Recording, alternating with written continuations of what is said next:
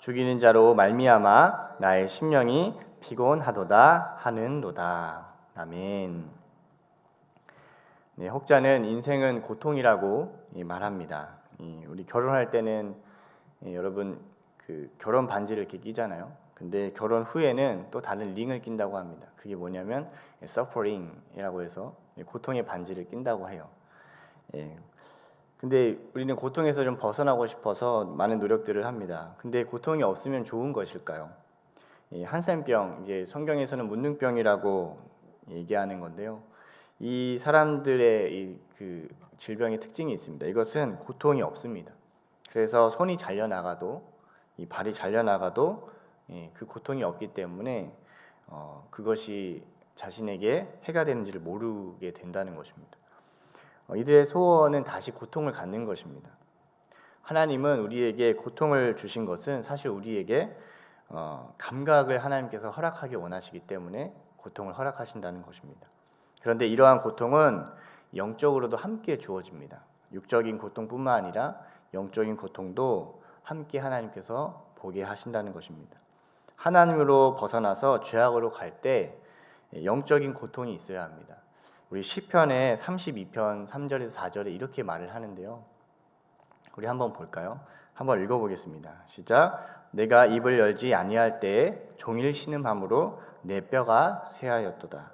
주의 손이 주야로 나를 누르시오니 내 진액이 빠져서 여름 가뭄에 마름같이 되었나이다.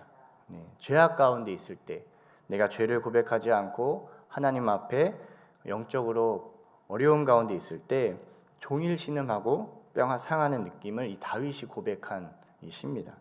그런데 죄를 계속 회개하지 않으면서 죄 가운데 있지만요, 고통을 느끼지 못하는 그런 상태가 되어버리면 그것이 더욱더 심각한 문제로 나타납니다. 어둠이 비치는데요, 어둠에 빛을 비추는데 그 어둠이 깨닫지 못하는 상태가 되어버린 것입니다. 감각을 잃어버린 것입니다. 지금 살만하고 괜찮으니까 좋다고 그냥 생각하는 것입니다. 그러나 그 끝으로 가면 결국 멸망이고 심판이고 죽음이 기다리고 있습니다. 예레미야 선지자는 유대의 이 멸망기의 사역을 감당했던 선지자였습니다. 그래서 그를 눈물의 선지자라고 부릅니다. 왜냐하면 이 멸망에 대한 고통스러움이 그의 인생과 그 영혼을 덮었기 때문입니다. 그런데 이렇게 고통스러운 것, 여러분, 이것이 하나님 앞에서는 살아있는 감각입니다. 자기 중심성이 강화된 인생은요, 타인의 고통에 무감각해집니다. 역사적으로 유명한 폭군이었던 연산군, 우리가 알죠. 조선의 가장 폭군 중에 폭군이었던 연산군은요, 자신의 욕망을 채우고 또 자신에게 옳은 말을 하는 사람 신하들에게 신원패라고 해서 아예 말을 못하게 만들고 자신에게 옳은 말 하는 것, 자신에게 그것이 상처가 됐다고 얘기하면서 처형해 버립니다. 자신에게 쓰라림과 고통을 주는 것을 인정하고 받아들이지 않고 이 고통을 무시하게 되자 결국 그는 실각하게 됩니다. 여러분과 저는 이 시대를 바라보며 어떤 감각으로 여러분 살아가고 있습니까? 예레미야는 그 시대를 바라보면서 어떠한 마음으로 사역을 하고 있었을까요? 우리 19절부터 21절 예레미야의 그 마음이 나오는데요. 우리 한번 함께 읽어보겠습니다. 시작. 슬프고 아프다. 내 마음속이 아프고 내 마음이 답답하여 잠잠할 수 없으니 이는 나의 심령이 나팔 소리와 전쟁의 경보를 들음이로다. 패망에 패망이 연속하여 온 땅이 탈취를 당하니 나의 장막과 휘장은 갑자기 파멸되도다. 내가 저 깃발을 보며 나팔 소리 듣기를 어느 때까지 할꼬. 여기까지 읽겠습니다. 이것이 이제 예레미야가 슬픔을 토로하는 모습으로 표현되어 있습니다. 근데 문자적으로 해석하면요, 이게 무슨 얘기냐면요, 내 창자여, 내 창자여, 이런 말이에요. 육체적으로 정신적인 고통이 얼마나 컸는지를 얘기해주고 있습니다. 이 아프다는 것은 해산의 고통의 의미를 갖는데요, 그렇게 심각한 고통이 이 예레미야 선지자에게 덮친 것입니다. 여러분 신앙생활을 하면서 나는 늘 해피해, 난 늘 즐거워, 물론 항상 기뻐하라는 이 기뻐함은 우리가 구원받은 백성으로서 하나님의 그 구원의 감격에 대한 기쁨이 우리 가운데 있습니다. 그러나 우리가 이 신앙생활을 하면서 어려운 시간들, 또 어려운 신앙의 상태들, 죄악의 상태들을 볼 때 그냥 고통 없이 무감각해지지 않는다는 것을 얘기합니다. 고통이 없지 않습니다. 영적인 상황과 어려움에 합당한 고통이 그 감각으로 반응하는 것이 이 신앙생활입니다. 여러분, 우리가 계속해서 기도하면 기도할수록 나의 이 바위 같은 죄가 예전에는 심각한 나의 문제였다면 우리가 기도하면 또 하나님 앞에 나아가면 나아갈수록 점점 모래 같은 죄악도 하나님 앞에 죄악이라는 것을 우리가 알게 됩니다. 그 고통, 그것을 전혀 느끼지 못했던 사람이 그것을 느끼게 되는 것, 세밀하고 구체적으로 죄의 향기를 느끼게 되는 것이 이것이 바로 신앙생활입니다. 아이들이 크면요, 엄마 아빠의 고통에 반응하게 되어 있습니다. 그냥 그것을 무시하고 무감각하게 두면요, 오히려 함께할 수 없는 상태가 됩니다. 하나님은 하나님의 마음을 우리가 알기를 원합니다. 그래서 하나님이 보시는 곳에 고통스러운 시간들에 있는 그 상황들을 우리가 알기를 원합니다. 패망의 소리, 이 전쟁의 나팔의 소리가 가득하다고 얘기하고 있습니다. 결국 전쟁의 경보를 들은 것입니다. 이것이 들리는 것입니다. 깨어있는 자는 이 땅이, 이 공동체가, 이 사업체가 하나님의 심판 가운데 있다는 것을 들을 수 있는 사람입니다. 그런데 믿음의 사람은 어떻게 이스라엘과 이 사회와 이 멸망하는 소리를 듣게 되지만 또 한편으로 듣는 게 있습니다. 말세다. 사람들도 말하고 사람들도 사람이 없으면 이 사업체가 망할 것 같고 또 나라가 돈이 없으면 망할 것 같다는 거 다 압니다. 근데요, 믿음의 사람이 또 하나 들어야 할 것이 있습니다. 그것은 바로 이 하나님의 소리입니다. 우리 22절에 이 하나님의 탄식 소리가 나오는데요, 우리 한번 읽어보겠습니다. 22절 말씀 함께 읽겠습니다. 시작. 내 백성은 나를 알지 못하는 어리석은 자요 지각이 없는 미련한 자식이라. 악을 행하기에 지각이 있으나 선을 행하기에는 무지하도다. 하나님의 이 탄식, 이 소리를 듣는 거예요. 근데 이 탄식의 가장 큰 고통은요, 하나님을 알지 못하는 고통입니다. 이 안다는 것이 여기 표현하면 원어로 보면 야다라고 합니다. 이것은 관계적으로 안다는 것을 의미하는 동사입니다. 하나님이 우리에게 원하시는 단 한 가지는 하나님과 관계를 제대로 하는 것입니다. 그 관계를 위해서 예수님 우리에게 주셔서 우리와 하나님과의 관계를 화목하게 하셨습니다. 그런데 연결되지 않으니까 나타나는 것은 어리석음이고 이 미련함이고 악이 나타납니다. 선을 행하고 싶어도요, 여러분 할 수가 없습니다. 우리가 하나님과 깊은 관계에서 하나님과 친밀한 관계를 누리지 못하면요, 내가 아무리 많은 선을 행하고 싶고 많은 사람들이 인정받고 싶어도 할 수가 없습니다. 그동안 많은 지식을 쌓고 경험이 많다고 선을 행하는 것이 아닙니다. 하나님과의 온전한 관계가 되었을 때에만 비로소 선을 행할 수 있다는 것입니다. 하나님과의 관계가 풀어져야 돼요. 죄 가운데 머물러 있으면 하나님과의 관계가 풀어지지 않으면 결국 사람과의 관계도, 내가 할 수 있는 사역과의 관계도 결코 풀어낼 수가 없습니다. 오히려 그것이 괴로워서 자신의 욕망과 죄악과 탐닉 가운데 들어갈 뿐입니다. 신앙생활에서 가장 큰 도전은요, 그래서 그 어려움을 위선으로 숨는 것입니다. 좋아 보이고 선해 보이는 몇 가지 일을 행하는 것으로 선을 행한다고 착각하게 만드는 거예요, 자신을. 그것이 나쁜 것이 아니지만, 그 행함은 자체는 나쁜 것은 아니지만, 진정한 선을 행하기 위해서는 여러분 하나님과의 관계가 온전해야 합니다. 이것 없는 선은요, 일은 겉으로 유지해 볼 수 있지만 결국 마지막은 무너지게 되어 있습니다. 이스라엘 백성이 제사를 안 드린 것이 아니었습니다. 어느 나라의 백성보다 예배를 잘 드렸던 백성이었어요. 하나님을 지식적으로 몰랐던 것도 아니었습니다. 정말 하나님을 잘 알았습니다. 근데 오히려 어떤 민족보다도 하나님이 알았던 이 민족이 그 하나님의 마음을 알지 못합니다. 하나님의 탄식 소리보다 자신이 그냥 아는 긍정의 신학, 반드시 승리할 것이고 평안을 주실 거고 우리에게 소망을 주실 것이다.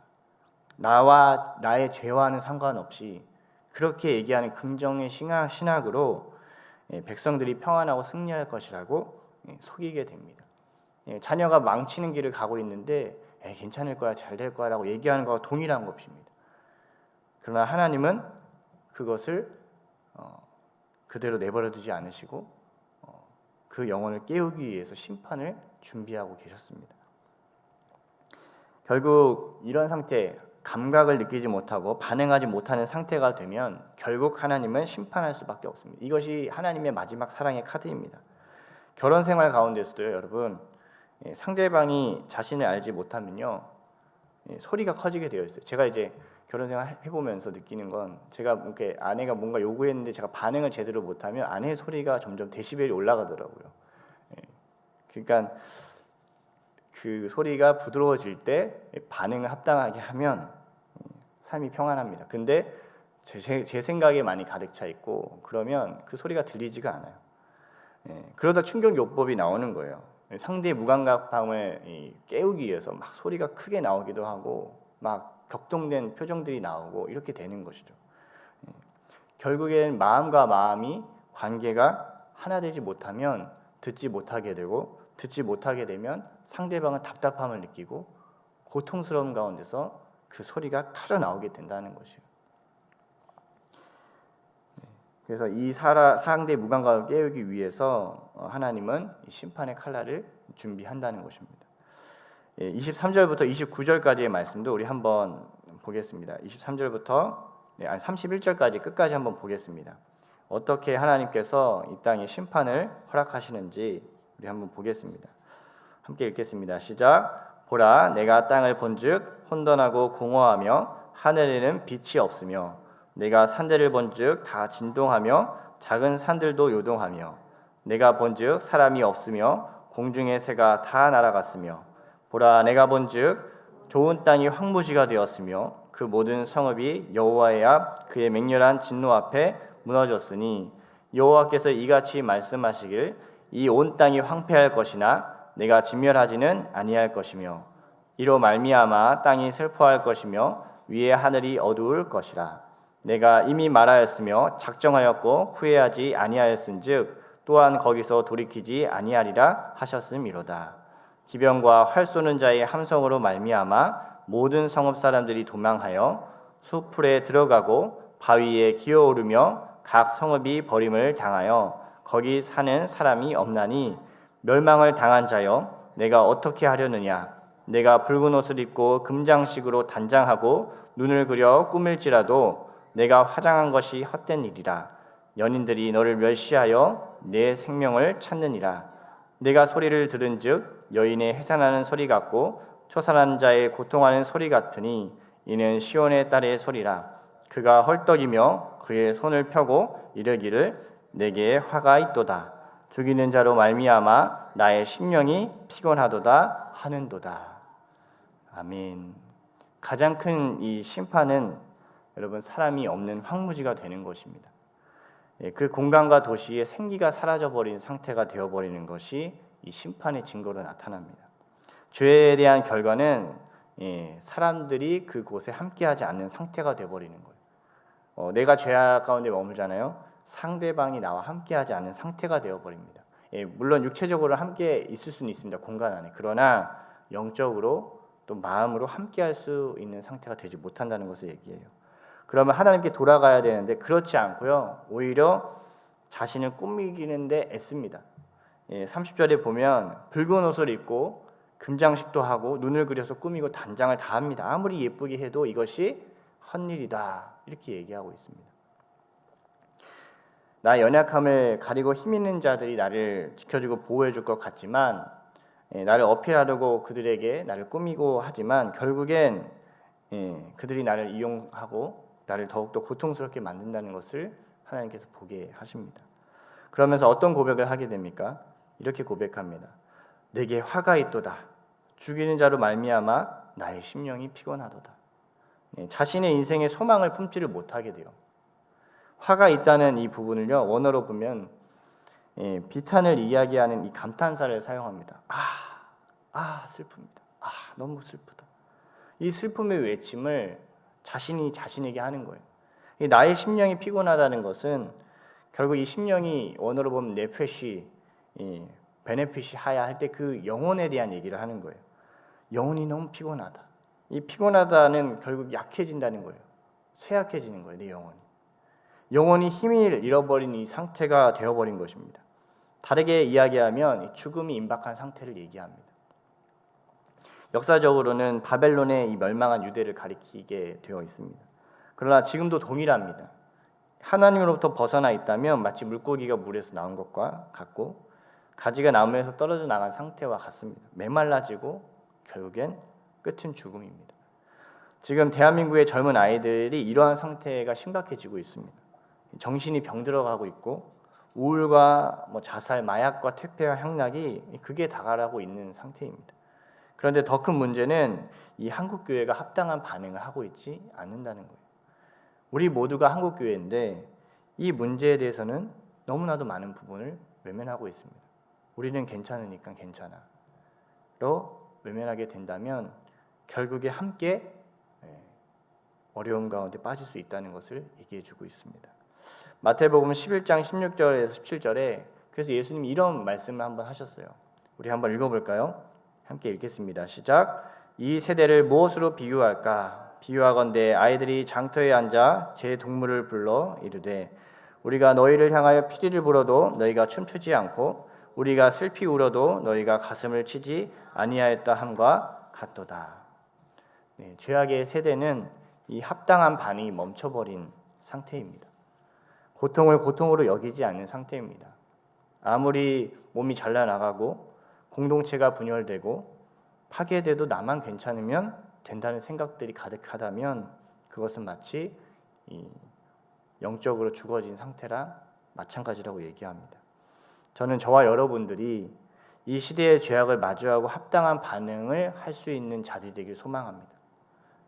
비전은 여러분 꿈꾸는 것입니다.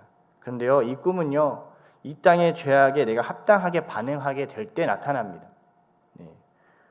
현실의 어려움과 고통의 문제가 내게는 지나칠 수 없는 것으로 나타납니다. 여러분 사업하는 사람들도 마찬가지잖아요. 사업을 왜 합니까? 이 문제를 해결하기 위해서 사업하지 않습니까? 아이들 키우는 부모들이 이거 하다가 이 아기띠 이렇게 하면 더 좋을 것 같은데 막 생각이 있다가 그걸 사업화하지 않습니까? 그 사람의 필요, 그 사람이 고통 가운데 있는 걸 내가 인지해야 사업도 합당하게 할 수 있는 것입니다. 합당한 반응으로 나타나기 때문입니다. 그런데요, 고통이 없으면요, 이 땅의 고통을 내가 마주하지 못하고 그냥 무감각하게 가면요, 결국 어떤 것도 줄 수 없다는 겁니다. 비전은 꿈을 꾸는 건데 그 고통을 내가 느끼지 못하면요, 꿈꾸기도 어려워요. 이거 내가 바꿔야겠다. 내가 이거에 대해 합당하게 회복을 허락할 수 있는 사역을 해야겠다라는 게 없어집니다. 고통이 없다면 심각한 절병이 있는 것인지 모릅니다. 이 한국교회와 또 내가 맡고 있는 영혼들의 이 고통의 신음소리를 내가 제대로 듣지 못한다면 어떻게 보면 내가 영적으로 지금 질병에 걸려 있는지도 모릅니다. 이 죄악의 신음소리를 견딜 수 없어서 십자가로 향한 예수님의 이 발걸음은 이제는 우리의 발걸음이 되기를 축복합니다. 아멘. 한 사람이 제대로 된 반응, 하나님의 심판의 그 시그널을 읽고 움직이고 기도하고 엎드려질 때 하나님은 우리에게 소망을 주십니다. 27절에 보면요, 이렇게 말해요. 여호와께서 이와 같이 말씀하시길 이 온 땅이 황폐할 것이나 내가 진멸하지는 아니할 것이며. 이 하나님의 심판의 목적이 있습니다. 이건 진멸이 아닙니다. 망하게 하는 것 자체를 목적하신 것이 아닙니다. 돌아오기 원해서 하나님께서 하시는 것이라는 걸 얘기합니다. 소돔과 고모라의 성에 의인 10명이 없어서 멸망합니다. 끝까지 참고 인내하며 기다리는 하나님의 사랑의 심판이 이 심판 앞에 이 선지자의 심령을 우리가 보게 됩니다. 예레미야 시대를 잘못하고 예레미야가 그냥 시대를 잘못하고 태어난 것이 아니라 하나님이 보내신 이 자리는요, 이 욕망을 채우는 자리가 아닌 어둠과 고통과 절망으로 어찌할 바를 모르는 영혼을 마주하는 자리입니다. 여러분, 하나님 나를 보내소서, 나를 보내소서. 이 보내는 곳이 어딘가요? 그냥 좋은 파라다이스인가요? 할렐루야. 그렇지 않습니다. 하나님이 내게 은혜를 주신 그 자리지만 누군가에게 은혜가 필요한 자리고 누군가에게는 고통의 자리입니다. 어떤 분이랑 제가 얘기를 좀 했는데요, 그분이 이런 얘기를 하는 거예요. 자기가 지금 경제적으로 너무 어려운 상황인데 쉽지 않은 상황이라고 얘기를 하시는데, 근데 자기가 이 경제를 너무 어렵다 보니까 막 죽음까지도 생각하신 거예요. 그러니까 누구보다도 그 고통이 무엇인지를 처절하게 아는 거예요. 그러니까 다시 자기보다 더 어렵게 된 경제적 어려운 사람 앞에 자신이 그 손을 내밀어서 그 사람을 돕는 얘기를 들었어요. 근데 이렇게 생각해 볼 수도 있잖아요. 나도 아직 경제적인 문제가 해결이 안 되는데 누굴 도우나. 근데 하나님은 내가 지금 느끼는 이 감각, 이 고통을 통해서 누군가의 영혼을 보게 하고 그 영혼을 살리는 심령을 우리 가운데 부어주어서 그 시간으로 내려간다면, 그 지점으로 내려간다면 하나님이 우리의 삶을 더욱더 풍성하게 바꾸시는 주님 분인 줄 저는 믿습니다. 네, 우리가 고통이 심해질수록 내 문제부터 해결해야 돼 하면 결국 내 고통에 매몰당하게 됩니다. 하나님 내게 이 고통을 주신 것, 내 이 아픔을 주신 것, 이것이 내 안에 감각으로 깨어나서 하나님 누군가를 살리는 거룩한 주의 비전이 되게 하여 주옵소서. 이렇게 될 때 하나님께서 우리의 삶을 들어서 주님께서 영광을 받으시게 되실 줄 믿습니다. 아멘. 슬프고 아프도다. 내 마음이 답답해서 견딜 수 없습니다. 이 예레미야의 고백이 우리가 영혼을 마주했을 때 합당한 고백이 되기를 축복합니다. 오늘 내게 이 마음을 주는 자들, 주님 내가 너무 슬픕니다. 너무 고통스럽습니다. 이 영혼들을 우리가 찾아가서 하나님의 사랑 나누고 복음을 전하는 여러분 복된 하루가 되시길, 선지자만 하는 게 아니라 주님의 마음을 가진 자, 하나님 아버지의 마음을 가진 자가 함께 이 일을 감당하는 것인 줄 믿습니다. 그렇게 찾아가서 축복하고 찾아가서 그 영혼과 함께 울어주는 그 귀한 하루가 되시기를 예수님의 이름으로 축복합니다. 아멘. 기도드리겠습니다.